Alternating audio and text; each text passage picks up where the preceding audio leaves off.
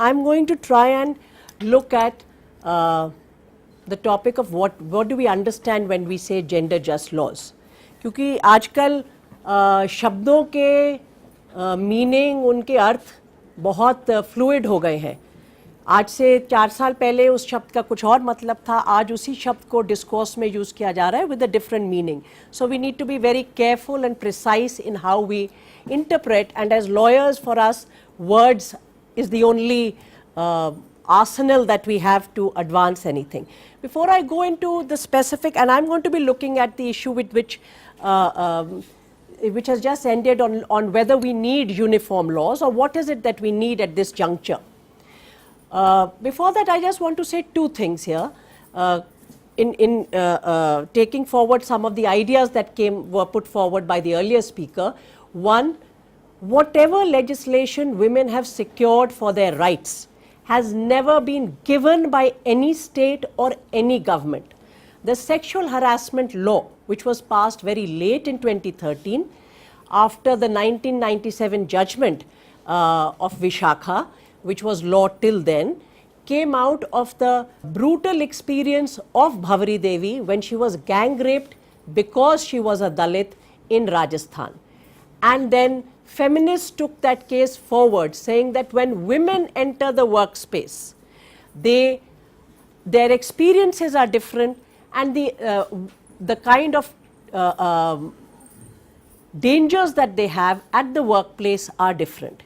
So whether it is the minimum wage law that affects labor, or it is the trade union law, or it is the sexual harassment law, any other law, these laws have been fought by movements, and governments and states have been compelled to pass them. They have never been passed by any parliament on its own.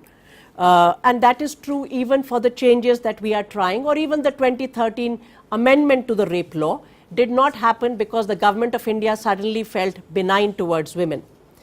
The second point I just want to underline here is that women work. Women work in homes. Women work in the unorganized sector. Women work in the informal economy. It may not come into tabulations of data. One of the consistent demand of the feminist movement across the globe has been, how are we going to look at housework? And I am not saying that should we fix a salary for housework or not, but if in today's world and today's economics, monetization is the only thing that acquires respect, how will it be computed? A, how do we recognize housework as work? B, housework is not the exclusive burden of women, and how do we work towards a system that allows labor and workforce to look at housework also as work and sharing of that housework? More and more women have entered the workforce across classes in the last 2 decades or more in India, which is linked also to the structural changes in the global economy, and particularly since the 1990s in India, which has not necessarily and does not necessarily and inevitably always create empowerment for women, particularly if we are now looking at a complete ruthless tearing apart of labor rights won over many, many decades, which goes by the euphemism of labor reform, which is actually taking away their right to collective bargaining, taking away their right to get permanent jobs and wages and security of tenure. And what does all that do to what we call gender just laws? और आजकल महिला सशक्तिकरण हर नेता, हर मंत्री के मुंह से निकलता है. महिला सशक्तिकरण को एब्स्ट्रैक्ट में नहीं देखा जा सकता. You will have to locate it in the political sphere that we are in. You will have to locate it within the economics that we are in. तो अगर आप महिला सशक्तिकरण की बात करते हैं, if you want to talk about sexual harassment, and you are saying the government is committed to ensuring that there is no sexual harassment of women, as long as there will be tenuous jobs, as long as there will be contract workers or other forms of irregular job contracts given, sexual harassment will take place and women will not be in a position to come forward and complain. So there is a direct link between security of tenure and the rampant sexual harassment. And if there is any state which is committed to erasing sexual harassment, they will have to think about security of tenure. Let me now move to another aspect. When we talk of gender just laws, आज हम कह रहे हैं महिलाओं के लिए कानून की बात कर रहे हैं. कौन सी महिला के लिए बात कर रहे हैं? Who is this woman for whom we are championing new laws, better enforcement, better implementation? This is a question that in India we cannot escape, and we will have to ask ourselves.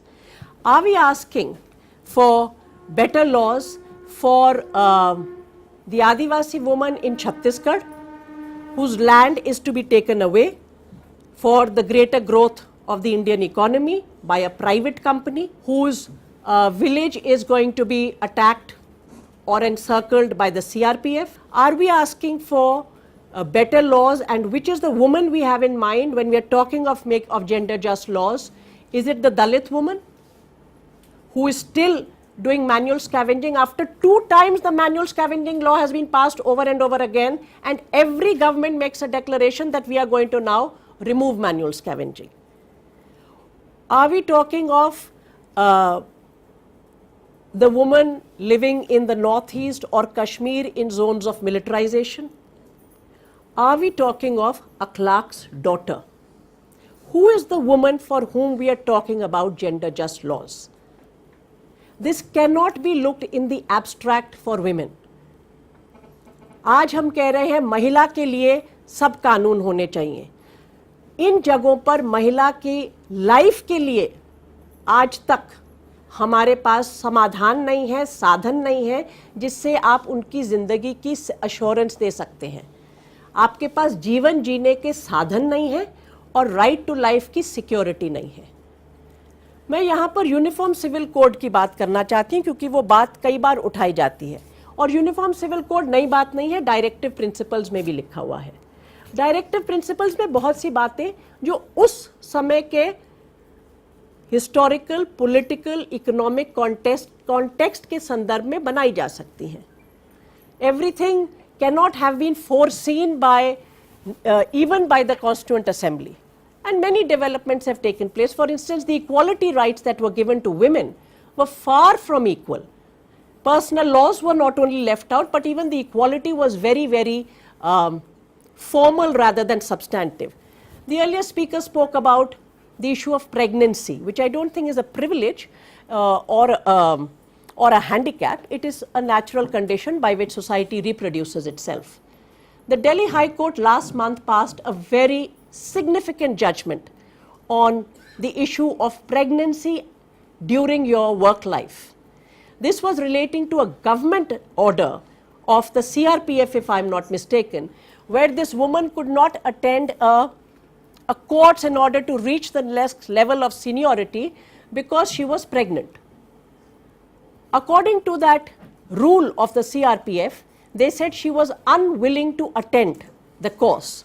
The fact that she was pregnant and she could not attend the next course for her rank to go higher, she approached the High Court, and the High Court, in a very significant development of jurisprudence, says pregnancy is not about, the word unwilling in itself is wrong.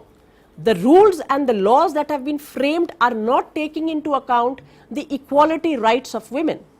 And you have to factor this condition into their work life as a natural condition, and it will not be held against her.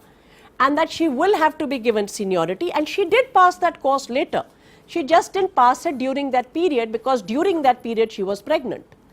So how do you factor the natural life of what a woman who wishes to have a child is going to be? The reason why I point this out is twofold. One, how do you interpret law? How do you interpret constitution is something that keeps changing. It's not fixated in the way the constitution makers would have seen it. There are multiple ways of interpreting it.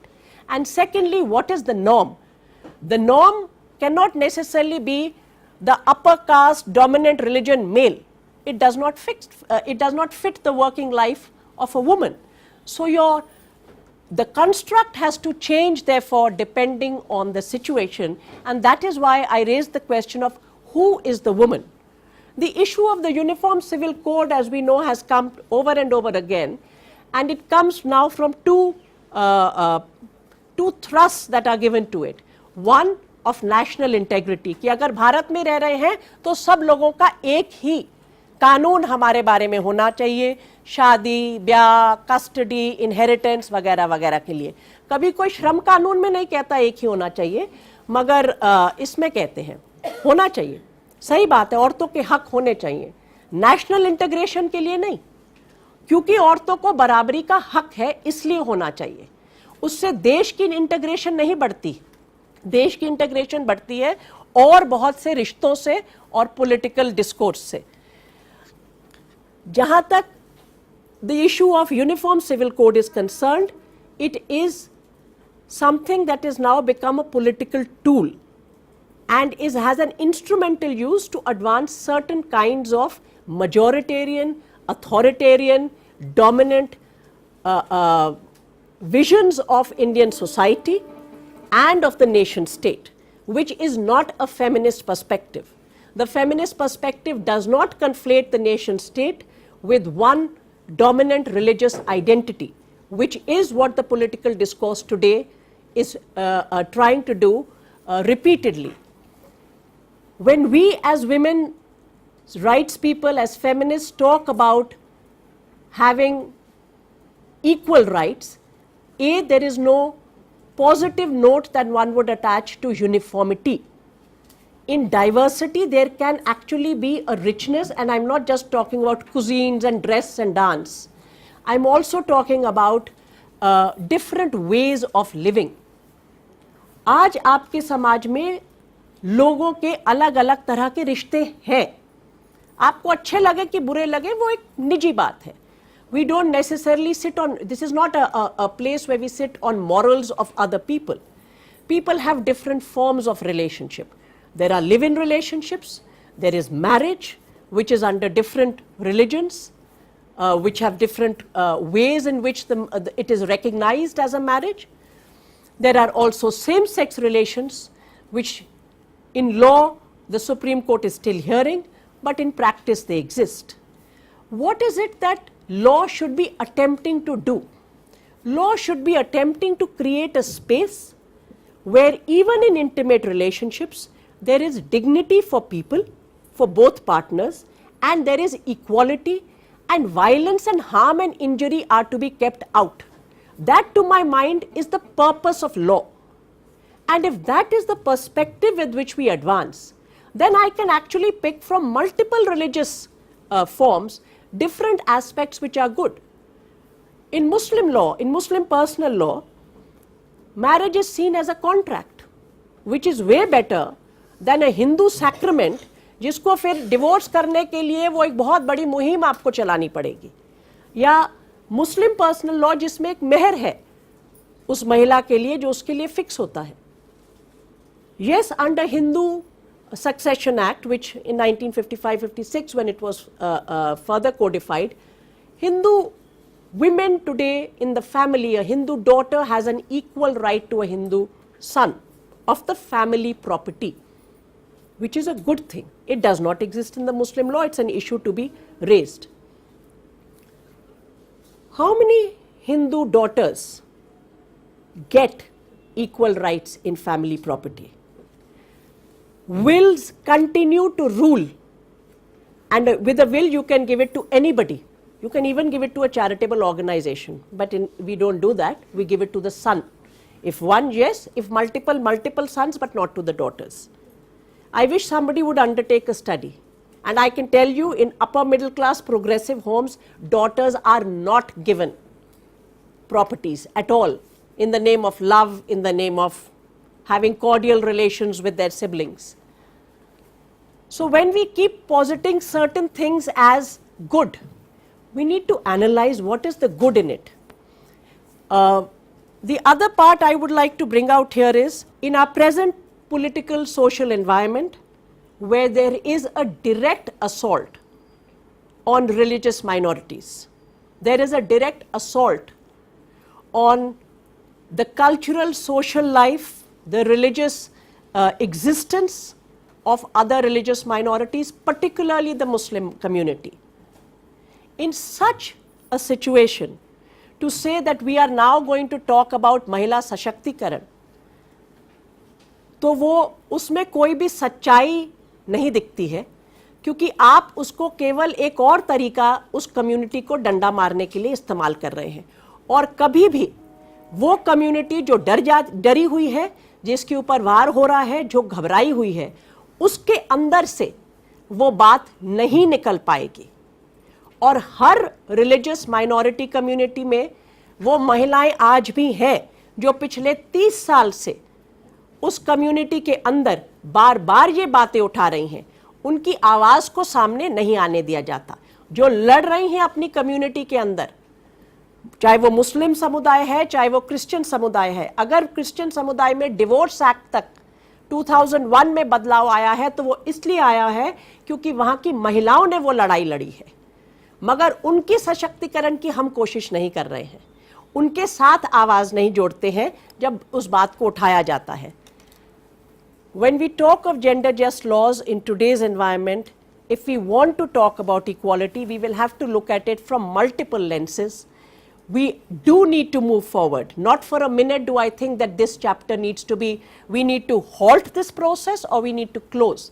But the story is much, much more complex, and we will have to raise it with all its complexity and creating new alliances as we go forward. Thank you.